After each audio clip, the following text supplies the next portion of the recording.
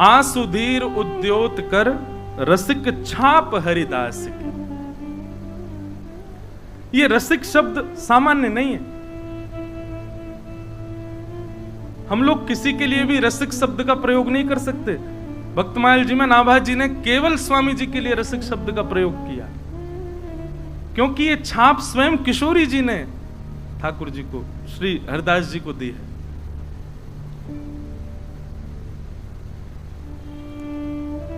महाराज जी, तटीय स्थान में और हमारे हरिदासी परंपरा के जो स्थान है, वहां पर आप जाकर के अगर बोल दें राधे राधे, तो वहां के आचार्य चरण कहेंगे अभी जाने ना है, ऐसे ही आगो भारते। वो क्या कहें फिर? बोलो बोलो श्री हरिदास। अब लोग इस बात में ये सोचते हैं, बताओ किशोरी जी के नाम की महिमा नहीं है, वो कह रहे हैं श्री हरिदास बोलो, श्री हरिदास बोलो।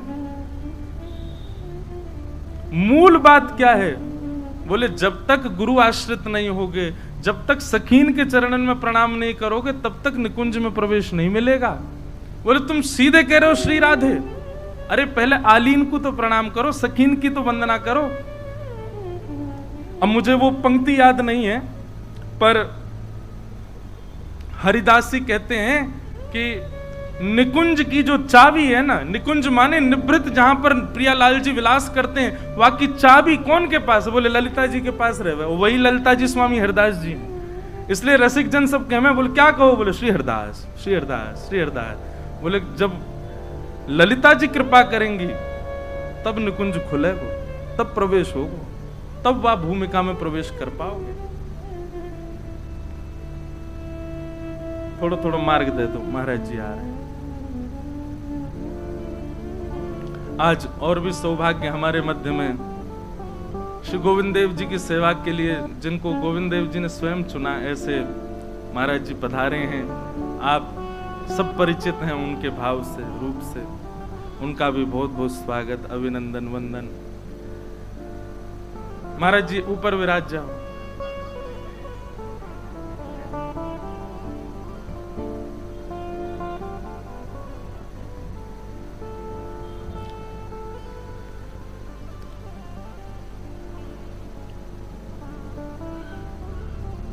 तो स्वामी श्री हरिदास जी को रसिक शब्द कहकर के पुकारा। ये रसिक शब्द किसने किया, किसने कहा? किशोरी जी ने। एक रास का पद है। अच्छा एक बात और, स्वामी श्री हरिदास जी के पद हर कोई नहीं गा सकता, क्योंकि जैसे अब पद गाए जाते हैं तो सम होता है, ताल होती है। अब सम और ताल हम अपने अनुसार गाएंगे, पर स्वामी जी उससे भी ऊपर की स्थिति में है। आज महाराज जी एक पद मैंने बड़ी मुश्किल से नेकात देर बैठ के तैयार किया कि स्वामी जी को पद गवे, तो बहुत मुश्किल थे श्री जी से प्रार्थना कर करके तब जाके वो तैयार भयो, नहीं तो स्वामी जी के पद गवेंगे ही नहीं। और शब्दावली भी ऐसी है कि अभी आएंगे कई पद। एक रास को पद है और वो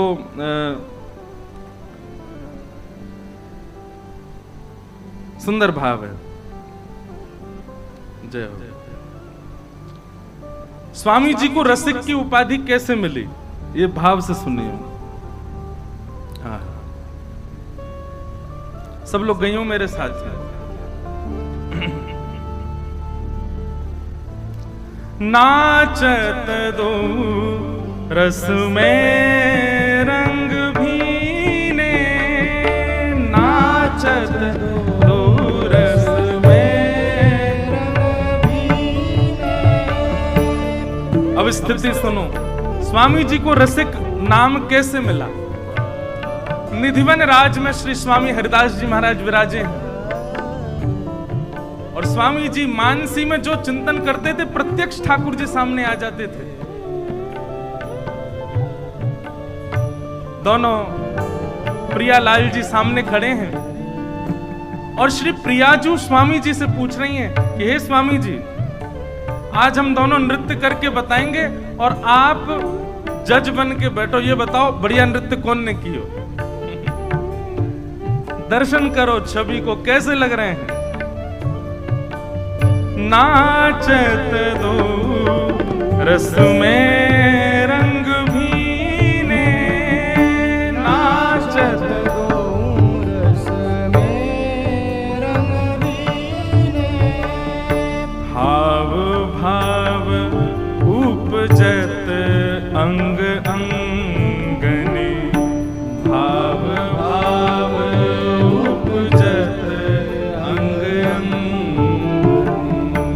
हाव भाव मतलब एक्सप्रेशंस केवल मुख में प्रकट होते हैं, ज्यादा से ज्यादा हाथों में प्रकट हो, नाचने वाले ज्यादा जानते होंगे। पर श्री प्रियालाल जी के कैसे बोले, एक एक अंग से भाव प्रकट होता है।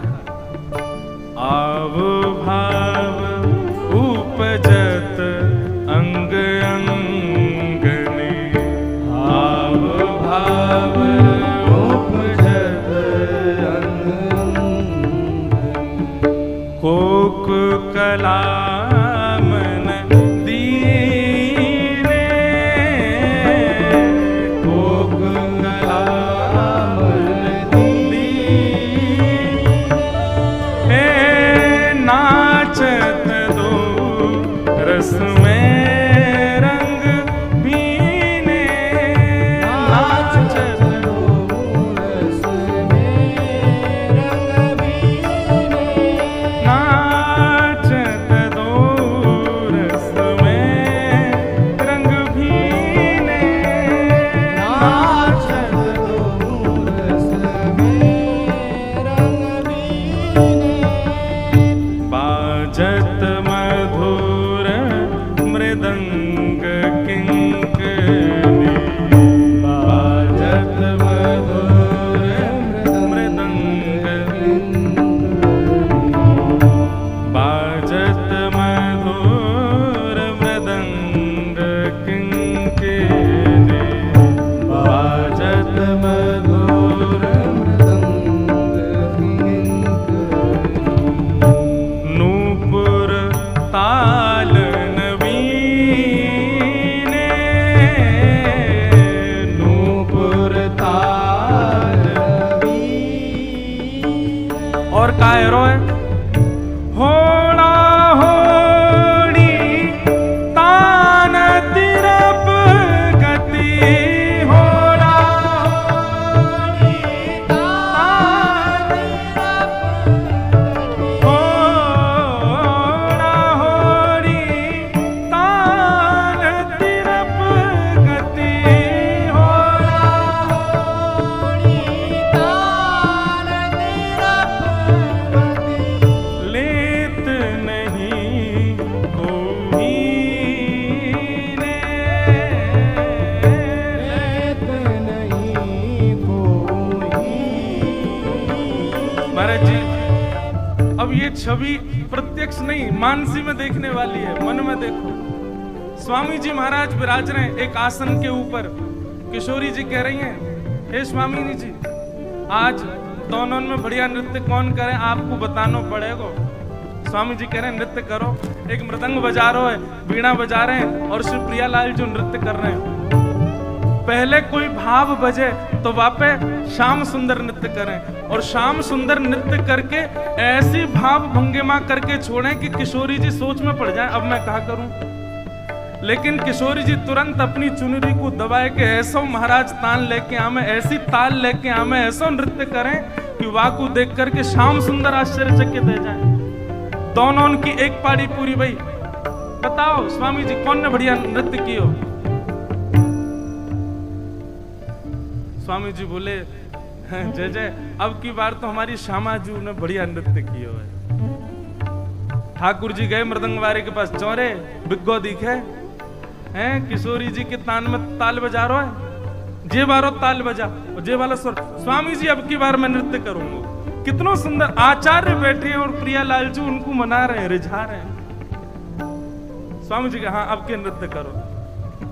अब के ठाकुर जी बोले स्वामी जी आप पहले करो, मैं बाद में करूंगा। ठाकुर जी ने जो ताल बताई, जो राग बजायो, अब संगीतकार वो बजाने लगे और स्वामिनी जी वहां पर नृत्य कर रहे हैं। नृत्य करके ऐसा कठिन नृत्य करके दे रही हैं कि अब यह करके दिखाओ। स्वामिनी जी को नृत्य पूर्ण भयो, लेकिन लाल जी जैसे ही आए मृदंग की ताल पर ही थिरकन लगे महाराज। पैरन से ही नृत्य कियो, हाथ तो यूं ही रखे। ऐसा नृत्य कियो, ऐसा नृत्य कियो कि हाथ तो उठाए नहीं, पैरन के नृत्य पे स्वामी जी बोले वाह वाह वाह वाह भैया, अब के बार तो लाल जी ने बढ़िया किया है। लेकिन सब सखियां बोली हे स्वामी जी ये तो कछु बात ना भई, विजय तो कोई घोषित ही ना भयो। एक बार स्वामिनी जी बढ़िया कर गए, एक बार लाला बढ़िया, कोई एक तो ऊपर आना चाहिए। किशोरी जी बोली एक बार और करो, अब की बार जाने बढ़िया कियो वो जीतेगो।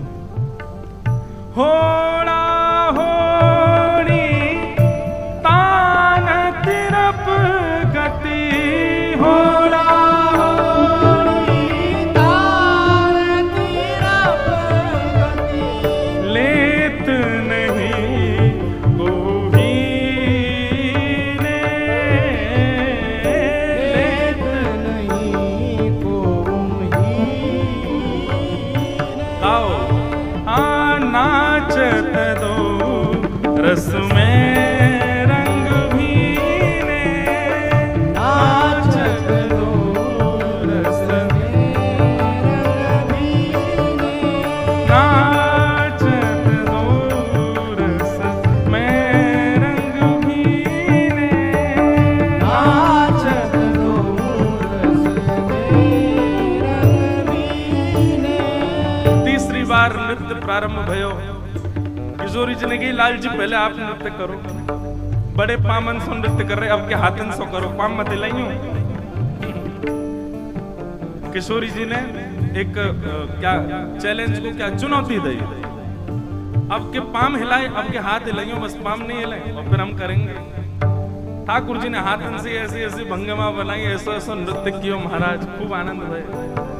लेकिन अब के किशोरी जी जब आई हैं और केवल अपनी एक भुजा ऊपर को करी, दूसरी भुजा, वही भंगिमा ऐसी कि वापस स्वामी जी तो कहा निर्णय ले, लाला ही मूर्छित है कि गिर गए हो। ऐसी स्वरूप धारण किया किशोरी जी ने, ऐसा नृत्य किया, ऐसा स्वरूप बनाया कि महाराज ठाकुर जी आनंद में भरे आए। तभी किशोरी जी गई और एक भुजा देके लाल जी को उठाया और दोनों संग में नृत्य करने लगे।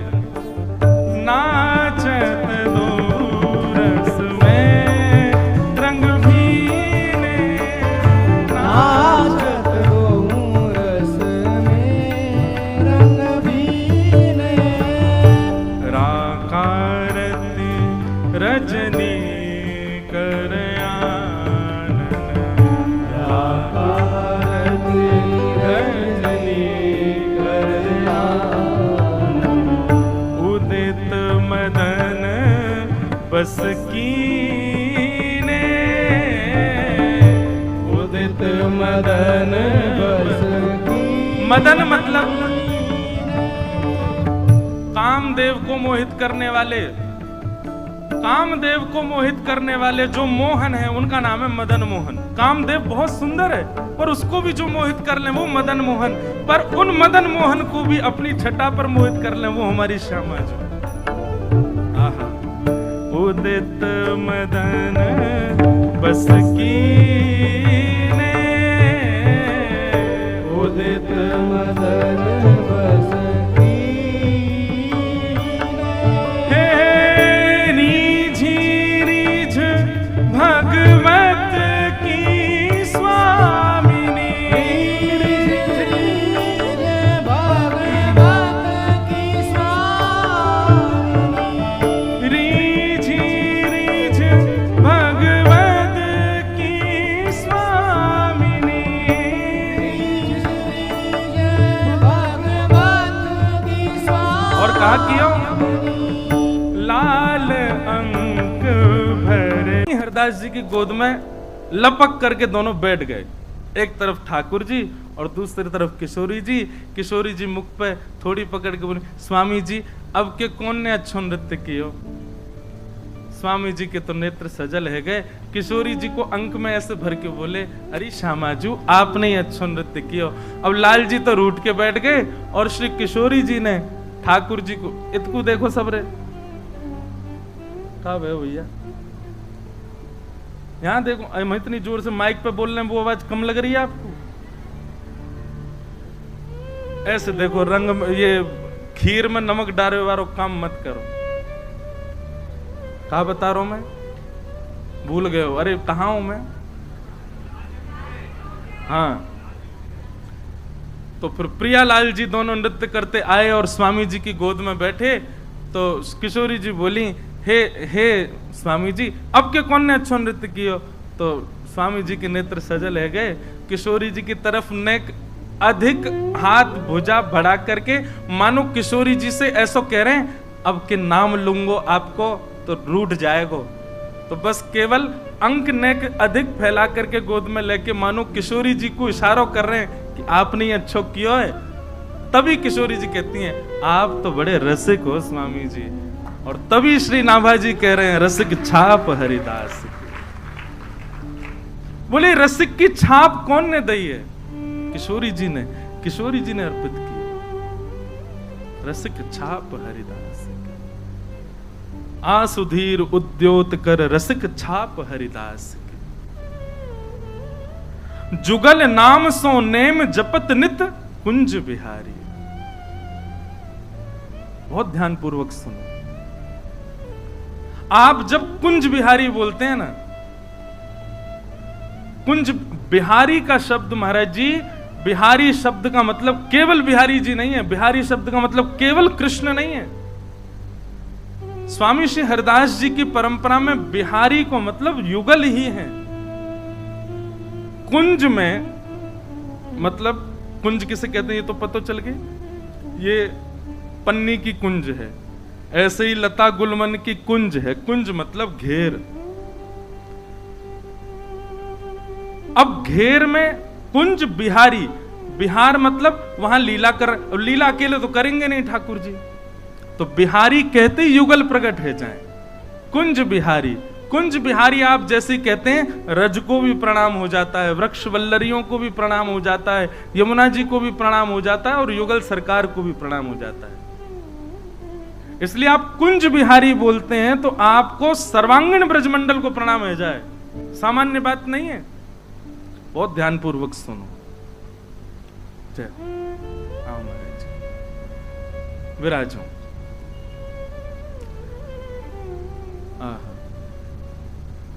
जुगल नाम सो नेम जपत नित कुंज बिहारी।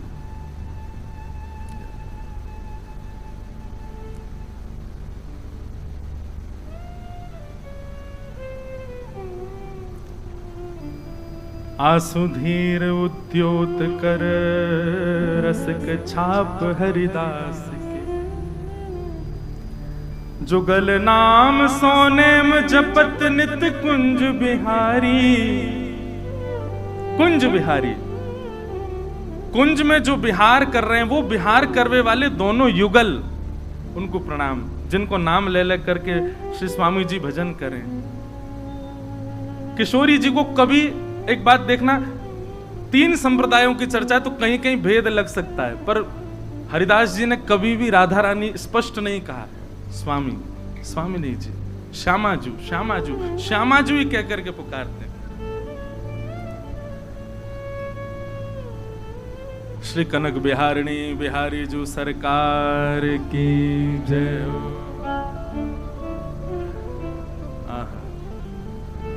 श्यामा प्यारी कुंज बिहारी, जय जय श्री हरिदास दुलारी। श्यामा प्यारी कुंज बिहारी, जय जय श्री हरिदास दुलारी। आज स्वामी जी प्रकट ठहरे हैं, बिहारी जी प्रकट ठहरे हैं, तो देखो कितने संतन की कृपा एक संग है रही है। मानो जैसे बिहारी जी प्रकट भये तो अनेक संत गए बधाई लेके, ऐसे आज बिहारी जी के और स्वामी जी के प्राकट में इतने सब संत पधारे।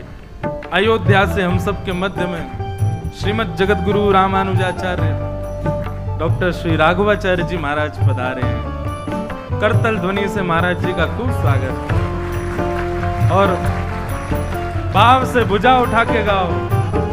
हे श्यामा प्यारी कुंज बिहारी, श्री हरिदास दुलारी। श्यामा प्यारी कुंज बिहारी, जय जय श्री हरिदास दुलारी। श्यामा प्यारी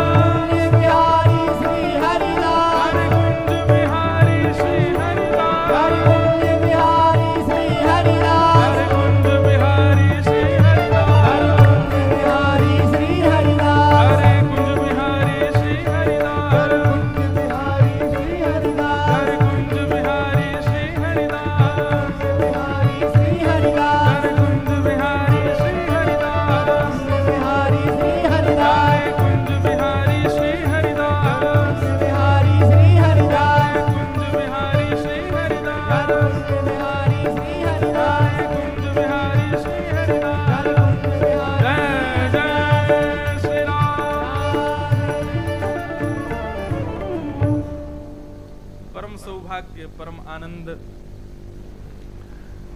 प्रथम बार भक्तमाल जी की चर्चा करने के लिए कुछ प्रयास मात्र ये बालक कर रहा है, और इसी बीच आज मानो हमारे आचार्य चरण पधारे। हम जिस परंपरा से, देखो सब परंपराओं को जैसे नाभाजी प्रणाम करें गांव में, वैसे ही हम भी सब परंपरा को गावें, सब परंपरा की महिमा बतावें। पर जिस परंपरा ने ये सौभाग्य प्रदान किया इस व्यासपीठ पर बैठने का, ऐसे हमारी श्री वैष्णव परंपरा, श्री रामानुजाचार्य जी के हम सब कृपा पात्र हैं। और ऐसे श्री रामानुज स्वरूप में ही, आचार्य स्वरूप में ही हम जिनका दर्शन करते हैं, ऐसे पूज्य महाराज जी हमारे मध्य पधारे हैं। और अब तक तो एक बनावटी बात, अब तो वास्तविक बुलाऊं तो जबरदस्ती बुलाए हैं मैंने। मैं तो टिकट करके भेज दी मैंने, महाराज जी अब आप जानो। और वो भी रात को 1 बजे फोन करके, महाराज जी अध्ययन कर रहे। मैंने कि महाराज जी प्रथम भक्तमाल है, पिताजी अमेरिका में है, माताजी वृंदावन में हैं, और सब लोग व्यस्त हैं, आशीर्वाद देने परिवार का तो कोई आ नहीं पा रहा है, कृपा करके आचार्य स्वरूप में आप ही आ जाओ। तो महाराज जी बोले अब हम कैसे आए, हमारी 24 से कथा अयोध्या में। लेकिन एक बात कहें, हट नहीं करना चाहिए आचार्यों से। वो आचार्यों के प्रति एक प्रकार का अपराध है, लेकिन हट कब नहीं करना चाहिए, जब अपनी कोई निज बात हो। हमारी शादी में आ जाओ, हमारे जन्मदिन में आ जाओ, हमारे घर पे आ जाओ, भोजन पे आ जाओ, गृह प्रवेश में आ जाओ, बालक हुआ माँ आ जाओ, इन चीजों में हट नहीं। पर जब आचार्य उत्सव चल रहा है, गुरुजनों का उत्सव चल रहा है, तो वहां में तो हट कियो जा सके। वहां में या में हट नहीं कियो तो कब करोगे। हमने तो जबरदस्ती महाराज जी, मैंने महाराज जी आना ही पड़ेगा। तो महाराज जी इतनी कृपा करके दास से इतना स्नेह प्रेम करते हैं, महाराज जी पधारे। आप श्री ने हमारे गुरुदेव के उत्सव में, आचार्य उत्सव में 2 बार वाणी की सेवा से श्री वाल्मीकि रामायण जी की सेवा वृंदावन में की। महाराज जी आज तक ब्रजवासी याद करें महाराज जी को, ऐसी वाल्मीकि रामायण अद्भुत अद्भुत प्रवाह प्रकट किया आपने। हमारे तो जैसे श्री रामानुजाचार्य जी के 4 संबंध हैं ठाकुर जी से, पिता पुत्र गुरु और शिष्य, ऐसे महाराज जी से हमारे भी 4 संबंध है। कौन कौन से जे नहीं बताऊंगा। आपसे गुरु भाव भी है, मैत्री भाव भी है, भ्रातृ भाव भी है, और सख्य भाव भी, सब भाव है। ऐसे महाराज जी को हम बारंबार प्रणाम करें, वंदन करें कि आप श्री पधारे। त्रुटि हो तो क्षमा करियो, प्रथम बार भाव प्रकट कर रहे हैं। तो जुगल नाम सोनेम जपत नित कुंज बिहारी, संपूर्ण भजन करते हैं स्वामी श्री हरदास जी। कुंज बिहारी का अभिप्राय केवल वृंदावन बिहारी लाल से मत लिया कीजिए, ये बिहारी शब्द सामान्य नहीं है। कुंज का अभिप्राय एक कुंज है, सघन कुंज है, और उसमें जो विहार कर रहे हैं ऐसे युगल, मतलब राधा सहित कृष्ण, उनको कहते हैं बिहारी। अकेले ठाकुर जी को बिहारी नहीं कहते हैं। हम तो महाराज जी खूब कथा में मैं कहता हूं कि कभी बिहारी जी का दर्शन करो तो हमेशा यही रखो कि बाम अंग जो है ना बिहारी जी का, वो किशोरी जी हैं, वो लाडली जी हैं। उसी भाव से ही दर्शन करना है उनका। बिहारी का मतलब दोनों युगल मिलित खड़े हो गए, वही बिहारी जी। जुगल नाम सो नेम जपत नित कुंज बिहारी, और अवलोकत रहे केल सखी सुख के अधिकारी। और नित्य क्या करते हैं? मानसी भाव में युगल का दर्शन करते रहते हैं, युगल की लीलाओं का दर्शन करते रहते हैं। अवलोकत रहे केल सखी सुख के अधिकारी। हमने एक बात पहले ही कह दी कि भैया कुंज की चाबी इन्हीं के पास है। स्वामी जी की शरण लेंगे तभी कुंज में प्रवेश मिलेगा, स्वामी जी को नाम जपेंगे तभी कुंज को दर्शन होएगा। और गान कला गंधर्व श्याम श्यामा को तोषे। अब इसका अर्थ महाराज जी ऐसा लगाते हैं कि गान कला में श्री स्वामी जी बड़े निपुण हैं, पर इसका अर्थ ऐसे लगाना चाहिए कि जब स्वामी जी गायन करते हैं ना, तो गंधर्व जन भी वहां पर बैठ करके श्रवण करते हैं और स्वामी जी का उच्छिष्ट जाकर के बाहर गाते हैं। स्वामी जी की ऐसी, स्वामी जी कोई गंधर्व नहीं है, स्वामी जी कोई गायक नहीं है। जो अपनी कला का प्रदर्शन लोक रंजन के लिए करे वो गायक है, वो कलाकार है, पर अपनी कला का भाव श्यामा श्याम को रिझावे में करे वही रसिक है, वही भक्त है। स्वामी जी कभी गायन किसी को, अभी कल के चरित्र में आएगा, कल जब स्वामी जी से मिलने के लिए अकबर आएंगे और बड़े बड़े राजा आएंगे, अकबर तो महाराज दास बन के आया तानसेन का तंबूरा लेके कि एक बार स्वामी जी का स्वर सुनने को मिल जाए। तो स्वामी जी गंधर्व नहीं है, गायक नहीं है। स्वामी जी तो प्रिया प्रियतम को रिझावे के लिए महाभाव बनाते हैं। उनकी गायकी, उनके भाव सुनकर के गंधर्व जन जाकर के सेवा करते हैं। और उत्तम भोग लगाए मोर मरकट तिमि पोषे, ऐसा भाव वर्णन आता है महाराज जी कि जब बिहारी जी प्रकट हुए, पहले हम छप्पे की व्याख्या कर रहे हैं, फिर लीला सुनाएंगे स्वामी जी की। जब बिहारी जी प्रकट हुए तो प्रकट भय तो सब उत्सव मनने लगा, वृंदावन में आनंद होने लगा, बधाई हो बधाई हो, बिहारी जी प्रकट भय। पर स्वामी जी को तनिक चिंता हो गई। स्वामी जी को चिंता ये भई कि भैया बिहारी जी प्रकट है गए, अब बिहारी जी की सेवा कैसे होगी, भोजन पानी राग विलास सब कैसे होएगा। स्वामी जी ने केवल चिंतन किया और इतने में ही बिहारी जी के चरणों से खन खन खन करके 12 सोने की मोहर प्रकट हो गई। और नित्य बिहारी जी के चरणों से 12 सोने की मोहर प्रकट होती थी। पर स्वामी जी क्या करते थे, उन 12 सोने की मोहरों को आगरा में जाकर के, नित्य एक सेवक की ड्यूटी, वो जाकर के उनको व्यवस्थित करता, उसके धन से मथुरा से सामग्री खरीद करके लाता, उससे 56 भोग बनते और 56 भोगों को 3 भागों में बांटा जाता। सब ध्यान से सुनना, कौन से 3 भाग, तो जलचर, नवचर और थलचर। पहला भाग जल की सब मछली कछुआ आदि उन सब के लिए जाएगा। दूसरा नवचर, जितने भी पशु पक्षी आदि हैं इनको दिया जाएगा। अच्छा महाराज जी इसमें एक और भाव कि पक्षियों के लिए जो बिहारी जी का भोग निकाला गया है उसको थलचर और जलचर नहीं पाएंगे, उनको पता है कि हमारा नहीं है, ये उन लोगों के लिए निकाला है। और थलचर माने गैया हिरण आदि, इन सब के लिए भी भाग होता है। अब आप विचार करो, 12 सोने की मोहरों से कितनी सामग्री आती होगी उस जमाने में, और कितनी सामग्री बना करके कितना उसका भाग विभाजन करते होंगे स्वामी जी महाराज। त्याग के प्रति जय श्री कृष्ण महाराज जी, दंडवत प्रणाम।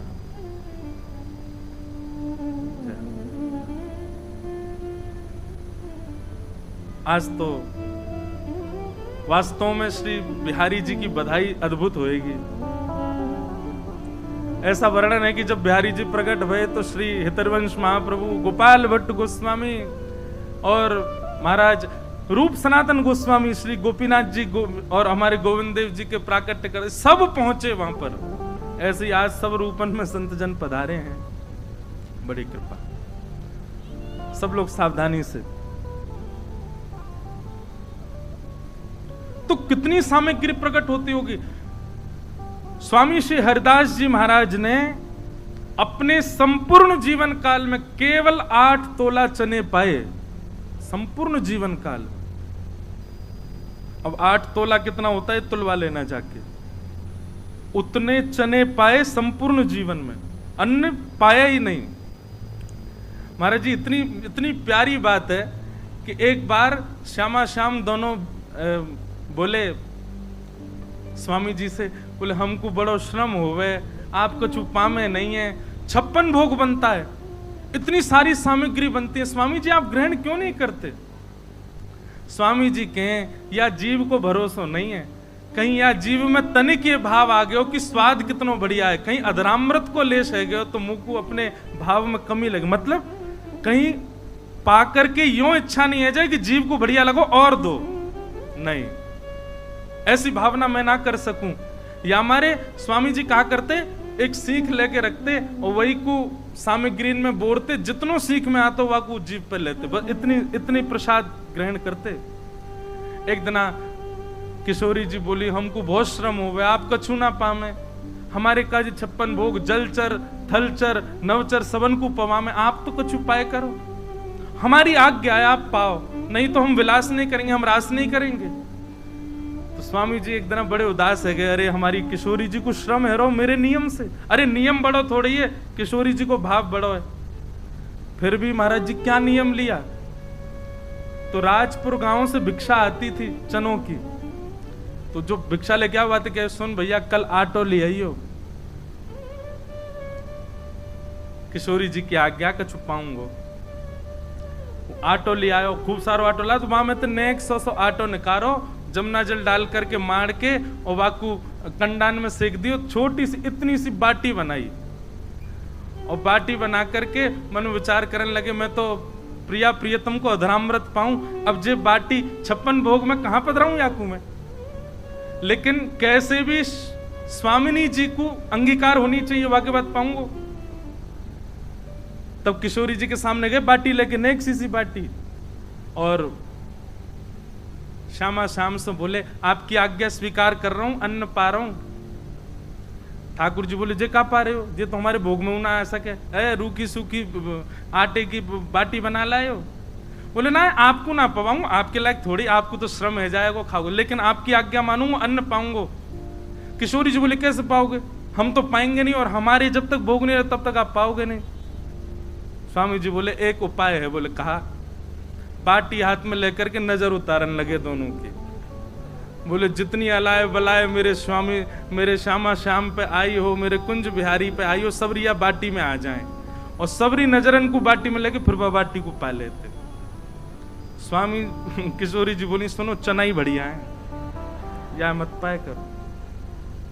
तो उत्तम भोग लगाए मोर मरकट तिम पोषे, सब बांट देते हैं, कुछ नहीं रखते। ठाकुर जी जीवन में आएंगे तो भैया एक बात लिख लियो, संग्रह की स्थिति खत्म हो जाएगी, लुटावे की स्थिति प्रारंभ हो जाएगी। नृपति द्वार थाड़े रहे, दर्शन आशा जास की, आसुधीर उद्योत कर, रसिक छाप हरिदास की। द्वार पर बड़े बड़े राजा खड़े रहते हैं कि कैसे भी, अरे कोई मंदिर बना भी खड़ो, कोई कह रहा हो कि मैं केसी घाट की सिड्डी बनवा दूं, कोई कह रहा हो कछु कर दूं, कोई कह रहा हो कछु कर दूं। स्वामी जी महाराज मिलते ही नहीं है कोई थे। बोले कौन राजा आयो, बोले मधुकर शाह आयो, ओरछा को राजा, पूरे भारत को राजा अकबर सामने आ गए, लेकिन स्वामी जी महाराज की स्थिति में तो केवल श्यामा श्याम। ऐसे स्वामी श्री हरदास जी महाराज का चरित्र श्री नाभाजी गा रहे हैं। उन स्वामी जी के चरित्र में अब कुछ ब्रज रसिकों के भाव और ब्रज के ग्रंथों में जो स्वामी जी के अंतरंग भाव हैं, उनमें हम प्रवेश करें। कैसे स्वामी जी इस धराधाम पर पधारे, धरातल पर पधारे, बहुत सावधानी से सुनना। एक क्षण के लिए भी आपको ध्यान इधर उधर गयो, पूरी कथा निकल जाएगी। या हमारे बहुत ध्यान से सुनिए। स्वामी जी कौन है? श्री ललिता जी के अवतार, श्री ललिता जी के अवतार। तो सबसे पहले ललिता जी को प्रादुर्भाव सुनो। ललिता जी को जान गए तो आप स्वामी जी को पहचान जाओगे। प्रसंग है कि किशोरी जी और ठाकुर जी दोनों अपने नित्य निकुंज में लीला कर रहे हैं, सेज पर बैठे हैं। तभी ठाकुर जी ने किशोरी जी की रूप माधुरी को देख करके कही, आज तो मेरा मन हैरो कि मैं आपको श्रृंगार करूं। किशोरी जी बोली, तो कर दो, या मैं पूछे वाली कहा बात है। आहा, निज कर गूथ सुमन के गजरा अपने ही हाथ पहरावत है। तू है सखी बड़ भाग बड़ी, नंदलाल तेरे घर आवत है। तू अपनों श्रृंगार करत है, तू अपनों श्रृंगार करत है। ये दर्पण हाथ दिखावत है, दर्पण हाथ दिखावत है। तू है सखी बड़ भाग बड़ी, गोपाल तेरे घर आवत है। तू है सखी बड़ भाग बड़ेरी, गोपाल तेरे घर आवत है। ठाकुर जी श्रृंगार कर रहे हैं किशोरी जी को, सुंदर पत्रावली बनाते जा रहे हैं। किशोरी जी अपलक नेत्रन से श्याम सुंदर को देख रही हैं। सुंदर सुंदर पुष्प तोड़ के ला रहे हैं, स्वयं उनके गजरा बना करके हाथन में पहना रहे हैं, बाजून में पहना रहे हैं। निज कर गूथ सुमन के गजरा, अपने हाथन से किशोरी जी के विशाल केशन को ठाकुर जी स्वयं गूथ रहे हैं। ये निकुंज की चर्चा है भैया। अब जैसे ही केश गूथ दिए, उनमें सुंदर सुंदर पुष्प लगाए, किशोरी जी बोली अब ने दिखाओ तो कैसो श्रृंगार कियो मेरो। ठाकुर जी बोले हाँ अब ही लाऊं। अच्छा, कितनी सुंदर छवि है कि किशोरी जी दर्पण लेकर के बैठी हैं और ठाकुर जी पीछे केश संवार रहे हैं। अब वह दर्पण में किशोरी जी अपने आप को नहीं देख रही हैं, तिरछो सो करके पीछे खड़े श्याम सुंदर को देख रही हैं और श्याम सुंदर वही दर्पण में किशोरी जी को देख रहे हैं। पीछे खड़े हैं तो आमने सामने को दर्शन सुख नहीं मिल रहा हो, तो दर्पण में ही एक दूसरे को निहार रहे हैं। किशोरी जी जब तैयार रह गई, ठाकुर जी बलैया ले रहे, आहा बलि बलि जाऊं, हे स्वामिनी जू ऐसे ही देखत रहूं तो मैं जन्म सफल कर मानूं। आप यूं ही बैठी रहो, मैं आपको देखता रहूंगा। तभी ठाकुर जी एक विशाल दर्पण लेकर के आए और नीचे पधराए करके और दूर से दिखा रहे हैं, हे स्वामिनी जी ने देखो तो कैसी लग रही हो। बहुत बहुत सावधानी से सुनो। किशोरी जी स्वयं को नहीं देख रही हैं, स्वयं के अंग प्रत्यंग को कहां कहां ठाकुर जी ने चुन करके पुष्प रखे हैं, कहां कहां श्रृंगार कियो, उनको ध्यान से देख रही हैं और अपने तन पर विद्यमान ठाकुर जी के हाथ के श्रृंगार को ध्यान से देख करके किशोरी जी इतनी मोहित है गई, इतनी मोहित है गई, अपने ही श्रृंगार को देख करके कह रही हैं, हे ललित तुम कितनी सुंदर हो। मतलब किशोरी जी के रूप पर कोई और मोहित ना भयो, किशोरी जी स्वयं मोहित रह रही हैं। और मोहित क्यों है रही हैं? क्योंकि श्रृंगार जो है वो श्याम सुंदर ने किया। कोई मुझसे पूछ रहा परसों कि महाराज जी आप आरती से पहले आरसी क्यों दिखाया करो ठाकुर जी को। लाल जी को जो श्रृंगार है वो श्रृंगार किशोरी जी पधरा में, तो ठाकुर जी आरसी में वह श्रृंगार को दर्शन करें कि आज किशोरी जी कितनी आई है मेरे ऊपर। और जब लाडली जी को दर्पण दिखाया जाए तो लाडली जी ये भाव से देखें कि आज ठाकुर जी ने कैसे श्रृंगार किया मेरो। या हमारे आरसी ये ठाकुर जी को दिखानी चाहिए।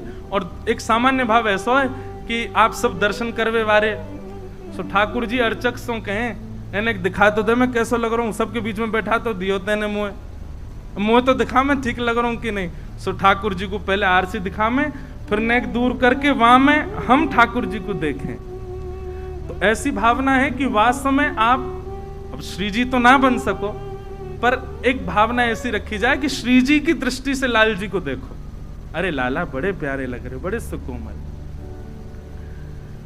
किशोरी जी ने जैसे ही दर्पण में स्वयं कोई प्रतिबिंब देखो, मोहित है गई लाडली जू, और मोहित है करके अपने स्वरूप से ही कह रही है, हे ललित तुम कितनी सुंदर हो।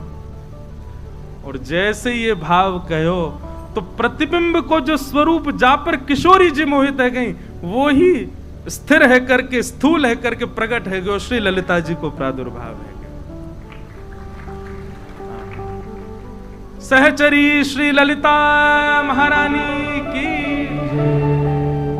अब अंदर गहराई में जाइयो, जिनको ना पल्ले पड़ रही हो चुपचाप नीचे मुंह करके बैठ जाओ। पूरे विश्व को मोहित श्याम सुंदर करें, कामदेव को मोहित श्याम सुंदर करें, ऐसे श्याम सुंदर हमारी लाडली जी पर मोहित रहें, और वो लाडली भी जिन पर मोहित रहें वो है श्री ललिता जी। अरे जब कभी श्याम सुंदर कभी विरह प्रदान कर दें ना, तो किशोरी जी श्री ललिता जी के पास ही जावें और ललिता जी को निहारें। क्यों? क्योंकि ललिता जी को जो श्रृंगार है वो किशोरी जी और ललिता जी में कोई अंतर नहीं है, एक सी दिखेंगी दोनों। बस ये है कि किशोरी जी की नेक विशेष चूड़ामणि है, किशोरी जी की नेक विशेष चुनरी है, किशोरी जी को नेक विशेष श्रृंगार है, नहीं तो बाकी सब एक जैसा। पर फिर भी किशोरी जी को ललिता जी प्रिय है, क्योंकि प्रथम श्रृंगार श्री कृष्ण ने जो कियो वही स्वरूप श्री ललिता जी। ललिता जी प्रकट है। क्यों प्रकट भई? श्यामा श्याम के नित्य विहार को सुख देवे के काज श्री ललिता जी प्रकट भई। सबसे प्रथम सहचरी, सबसे प्रथम सखी हैं निकुंज की श्री ललिता जी। और ललिता जी जैसे प्रकट भई, श्री ललिता जी अब लाडली लाल दोनों विचार करने लगे। ठाकुर जी के मन में आयो, अब ये इनके स्वरूप से प्रकट भैया, इन्हीं को पक्ष ले करेगी हमेशा। किशोरी जी सोच रही हैं, बोले लाल जी के श्रृंगार को भाव है तो ये इन्हीं को ही पक्ष, दोनों उनके मन में ये भाव आ गया कि ये पक्षपात करेंगी दोनों में। ललिता जी को एक भाव है कि वो प्रिया प्रियतम के हृदय की बात पहचान जाऊं। और जब जब मैं ललिता कहूं ना, स्वामी जी को स्मरण अपने आप कर लियो, क्योंकि स्वामी जी ललिता जी ही। जैसे ही प्रिया प्रियतम के मन में आयो कि ये तो पक्षपात करेंगी, एक अकेली हैं, ठाकुर जी सोच रहे हैं किशोरी जी के स्वरूप में या हमारे इनको पक्षपात करेंगी, लाडली जी सोच रही हैं इनको श्रृंगार है या हमारे इनको पक्षपात करेंगी, इन्हीं की साइड करेंगी। तभी ललिता जी को लगी नाए नाए तो पक्षपात वाली बात नहीं, दोनों प्रिया प्रियतम को श्रम भयो। तो ललिता जी ने नेत्र बंद करके विचार किया और उन्हीं में से ही अनंत सहचरियां प्रकट हो गईं और निवृत्त निकुंज वहीं प्रकट हो गया। जितनी सखियां हैं सब श्री ललिता जी से प्रकट है। ऐसे करके एक निकुंज तैयार भई, जहां पे श्री प्रिया प्रियतम नित्य विहार करें। और वह निकुंज की चाबी कौन के पास है? ललिता जी के पास, श्री ललिता जी के पास। ऐसे श्री ललिता जी को प्रादुर्भाव है। अत्यंत किशोरी जी की प्रिय हैं ललिता जी।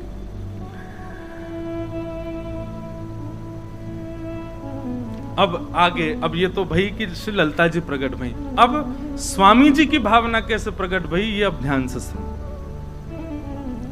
एक दिन की चर्चा है, द्वारिका में श्री द्वारिकाधीश अपने सिंहासन पर बैठे हैं और नारद जी दर्शन करने के लिए आए हैं। हमारे लोकेश भैया रोज कह रहे हैं महाराज जी आप तो ऐसे लग रहे हो वर्षन से भक्तमाल कर रहे हो का। मैंने क्यों? बोले भागवत जी को आश्रय ना ले रहे ने को। अब मैं यहाँ को प्रेम भाव समझूं कि टोंड समझूं, समझ में नहीं आ रही।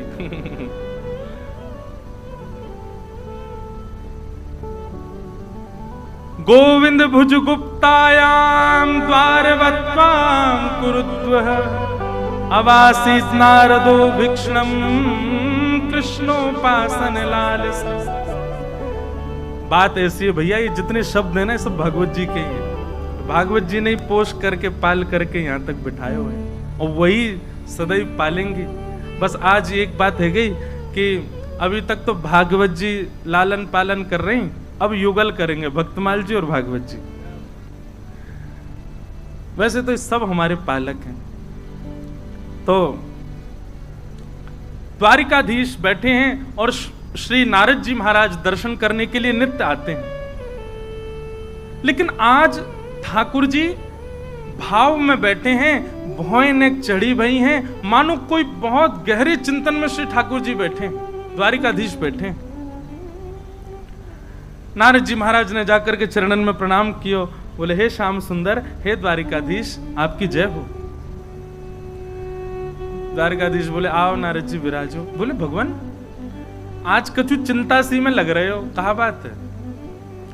आपके चेहरे पर चिंता की रेखाएं दिख रही हैं, कछु चिंतन कर रहे हो आप, कोई को ध्यान कर रहे हो? ठाकुर जी बोले आज मैं अपने रस स्वरूप को, आज मैं अपने मूल स्वरूप को ध्यान कर रहा हूं, चिंतन कर रहा हूं। नारद जी बोले ये रस स्वरूप कौन सा भैया, ये मूल स्वरूप कौन सा है आपको? तब श्री ठाकुर जी वर्णन कर रहे हैं, यमुना जी को तट है, वृंदावन धाम है, सघन कुंज है, और वह कुंज में सुंदर रेती पड़ी है, वह रेती में सुंदर इत्र की सौंधी सुगंध आ रही है, वह रज के मध्य में श्री ललिता जी बैठी हैं, और श्री ललिता जी के एक तरफ मैं विराज रहा हूं, दूसरी तरफ श्यामा जी विराज रही हैं, ललिता जी दोनों को लाड़ लड़ा रही हैं, वह दृश्य को मैं दर्शन कर रहा हूं। नारद जी बोले ये कौन सी उपासना है, ये कौन सा भाव है ठाकुर जी जाको आप चिंतन कर रहे हैं? ठाकुर जी बोले चलो दिखा के लामे, और नारद जी को हाथ पकड़ करके ठाकुर जी एक स्थान पर लेके गए, ऐसे स्थान पर लेके गए सूर्य का प्रकाश नहीं है वहां पर, सामान्य पृथ्वी जैसा वो अनुभव नहीं हो रहा है। 5 बड़े बड़े पर्वत हैं, और उन 5 पर्वतों के सामने एक एक ऋषि विराजमान है। नारद जी बोले जय जय, ये कैसा स्थान, और ये लोग कौन है जो सामने बैठे हैं? 5 ऋषि। ठाकुर जी बोले नारद जी ये 5 ऋषि अनेक कल्पों से तपस्या कर रहे हैं, और ये जो पीछे पर्वत है ना, ये पर्वत सामान्य नहीं है, हर बार तपस्या करते हैं, तपस्या के उपरांत मैं प्रकट होता हूं, प्रकट होके इनके वरदान जो ये मांगते हैं वो मैं देने में असमर्थ हो जाता हूं, फिर ये अपने प्राण त्याग देते हैं, तो इनकी अस्थियां ही पीछे पहाड़ बन गए हैं, और ये पुनर्जन्म लेकर के फिर तपस्या करने लगते हैं। समझ में आ रही है बात? नारद जी बोले भगवान ऐसी कौन सी वस्तु की तपस्या करते हैं कि तपस्या करने के बाद में आप दे नहीं पाते, और इनको पुनर्जन्म लेना पड़ता, और इतने जन्म बीत गए। तब श्री ठाकुर जी कहते हैं, बोले भैया ये हर बार तपस्या करें, और तपस्या करवे के बाद में इनकी तपस्या से मैं प्रसन्न है करके प्रकट है जाऊं, और प्रकट है करके इनसे कहूं कि वरदान मांगो, तो ये वरदान में कहें कि अपनी निभृत निकुंज को दर्शन कराए दो, अपनी रस उपासना को थोड़ा चिंतन कराए दो। तब मैं इनसे कहूं कि भैया वो तो संभव नहीं है, वो तो असंभव है, कछु और मांगो मैं आया हूं, लेकिन अपनी रस उपासना, अपनी निभृत निकुंज के दर्शन मैं नहीं करा सकता। तब ये 5 ऋषि कहते हैं तो फिर भगवान एक कृपा कर दो, क्या कि हमारा पुनर्जन्म हो और हम फिर से तपस्या करें और फिर से आप प्रकट हो। बोले ये वहीं प्राण त्याग देते हैं, इनकी अस्थियां पीछे पहाड़ बनते हैं, फिर जन्म लेते हैं, और फिर जन्म लेके फिर तपस्या करते हैं, फिर तपस्या करें, फिर प्रकट, फिर कहते हैं रस उपासना दो। तो नारद जी बोले दे दो ना भगवान, इतने दिन आते लग रहे हैं तो फिर काय को ना दे रहे आप इन्हें? ठाकुर जी बोले 2 कारण हैं, बहुत ध्यान से सुनना, 2 कारण जिसके कारण ये रस उपासना में प्रवेश नहीं कर पा रहे, ये निकुंज उपासना में प्रवेश नहीं कर पा रहे। नारद जी बोले क्या? बोले पहला, इनको अपने तप का बड़ा अभिमान है, काय को बैठे पर्वत के सामने दिखाने के लिए, देखो हमने कितनी तपस्या करी, अपने तप का, अपने भजन का इनको अभिमान है। पहला कारण अभिमान है, इस कारण ये निकुंज में प्रवेश नहीं कर सकते। और दूसरा कारण, बोले दूसरा कारण ये गुरु विहीन है, इनके कोई गुरु नहीं है। गुरु नहीं है तभी तो भजन में अभिमान कर रहे हैं, गुरु होते तो आज्ञा देते, अभिमान विमुक्त करते। नारद जी बोले भगवान मेरे तो पल्ले नहीं पड़ रही आपकी बात, नेक मुंह को विस्तार से बताओ ये पांचों हैं कौन। बहुत सावधानी से सुनो। ठाकुर जी कह रहे हैं हमारी कृष्ण लीला में दो प्रकार की गोपियां हैं। एक तो है सामान्य गोपी और एक वह गोपियां हैं जिनको सखियां कहते हैं, जो अंतरंग लीला में रहती हैं। बहुत ध्यान से सुनिएगा, बार बार कह रहे हैं हम। एक तो वो गोपियां हैं जो विहरण कर रही हैं, गोपी गीत गा रही हैं, ठाकुर जी उनको विलाप करा रहे हैं, जो किशोरी जी से प्रार्थना कर रही हैं, हे सुन राधिका दुलारी तेरे द्वार का भिखारी हूं मैं श्याम का पुजारी, एक पीड़ा है हमारी हमें श्याम ना। अब ये पीड़ा वाली गोपियां हैं, इनको ठाकुर जी मिलते हैं और फिर अंतर ध्यान हो जाते हैं। पर सखियां जो हैं वो तो ठाकुर जी के वश में ही रहते हैं। ललिता जी जब कहते हैं श्याम सुंदर तो ठाकुर जी दौड़े चले आम हैं। विशाखा जी तब कहेंगे मदन मोहन तो ठाकुर जी भागे चले आम हैं। क्यों? क्योंकि ललिता विशाखा सहित श्री किशोरी जी रहती हैं। और ये जो विरह आतुर गोपियां हैं, इन गोपियों को निवृत्त निकुंज में प्रवेश नहीं मिल पाया है, इसीलिए गोपी गीत गा रही हैं, इसीलिए किशोरी जी से प्रार्थना कर रही हैं कि हमको भी अवसर दें कि हम उस कुंज में प्रवेश कर सकें। तब ठाकुर जी कहते हैं नारद जी उन समस्त गोपियों के 5 भाव हैं। कौन से? रस, रूप, स्पर्श और गंध और शब्द। उनका पहला भाव क्या है कि हम भी कृष्ण को इनके भांति छुएं, हम भी कृष्ण को इनके भांति सुने, हम भी कृष्ण को इनके भांति उनके दर्शन करें, उनके ग्रहण लें। 5 इंद्रियां, उन गोपियों के मेरे प्रति जो 5 भाव हैं, 5 इंद्रियों के, वही 5 भाव ही समस्त गोपियों के ये 5 ऋषि बनकर के तपस्या कर रहे हैं। कितना विरह सहा ब्रज की गोपियों ने, कितना विरह आतुर रही वो गोपियां कि उनके 5 रस 5 इंद्रियां ही 5 ऋषि बन गए कृष्ण की प्राप्ति के लिए, निकुंज की प्राप्ति के लिए। और हम क्या चाह रहे हैं? वृंदावन जाएं, राधे राधे छपवा लें और निकुंज में प्रवेश मिल जाए हमें। महाराज जी कितनी गहरी बात है। उन असंख्य गोपियों के 5 इंद्रियों के 5 तत्व और 5 तन मात्रा ही 5 ऋषि बनकर के तपस्या असंख्य वर्षों से कर रहे हैं कि हमको निकुंज में प्रवेश मिले।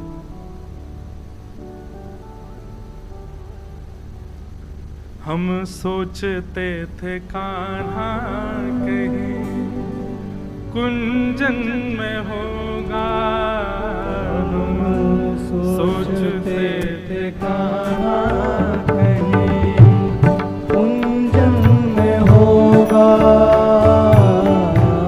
सोचते थे कान्हा कहीं कुंजन में होगा, सोचते थे कान्हा कुंजन में होगा।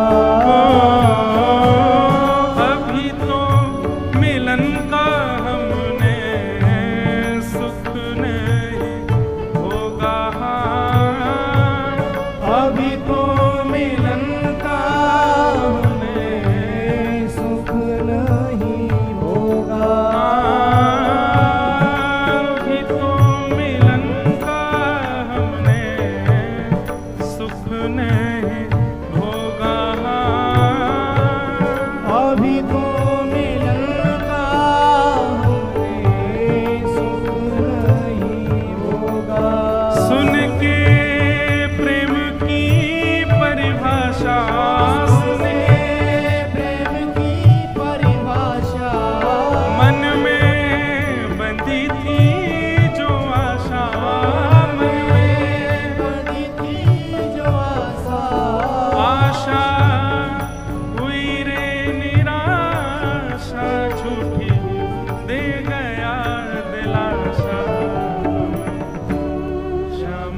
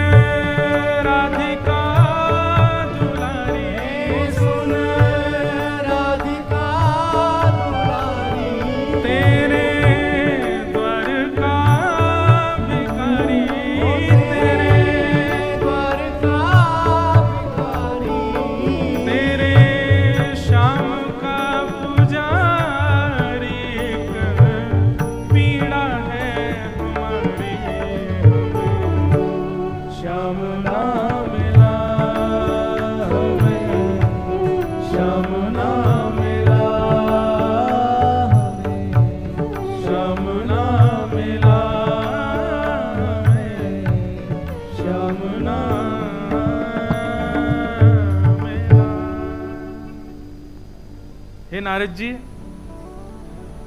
उन समस्त ब्रज गोपिकाओं का जो पंच भाव मेरे प्रति है, रूप दर्शन का, स्पर्श सुख का, शब्द श्रवण का, ग्रहण करने का, सुगंध ग्रहण करने का और अधरामृत पान का, वही पंच इंद्रियां इतनी व्याकुल हो गई कि उन पंच इंद्रियों ने संकल्प किया कि हम कृष्ण को पाके रहेंगी, निकुंज में प्रवेश करके रहेंगी। वही समस्त गोपियों की पंच इंद्रियां पंच ऋषि बनकर के तपस्या कर रही हैं कि हमारी निकुंज में आ जाएं। नारद जी बोले थोड़ी बहुत देर में और रुका तो मैं तो बेहोश हो जाऊंगा। भगवान, हम तो सोचते हैं कि हम जिस स्थान पर आपके साथ रहते हैं, आपका नित्य दर्शन करते हैं, इससे बड़ा तो कोई स्थान ही नहीं होगा। हम देवयोनि को सर्वश्रेष्ठ मानते हैं, पर आज पता लगा कि उससे भी अति अति क्लिष्ट एक स्थान ये निकुंज भी है। भगवान, इन पर कृपा करो ना। अब इनको कैसे भी निकुंज में प्रवेश कर, कब तक प्रतीक्षा कराओगे? बोले जिस दिन इनको गुरु दीक्षा मिल जाएगी, ये गुरु आश्रित हो जाएंगे, सदगुरु पथ प्रदर्शक करेंगे, तो अभिमान शून्य होकर के भजन करेंगे, मेरी प्राप्ति हो जाएगी। नारद जी बोले अच्छा, पता नहीं कब आएंगे गुरु जी इनके। ठाकुर जी बोले कब आएंगे, क्या हम तुमको क्यों लेके आए यहाँ पे?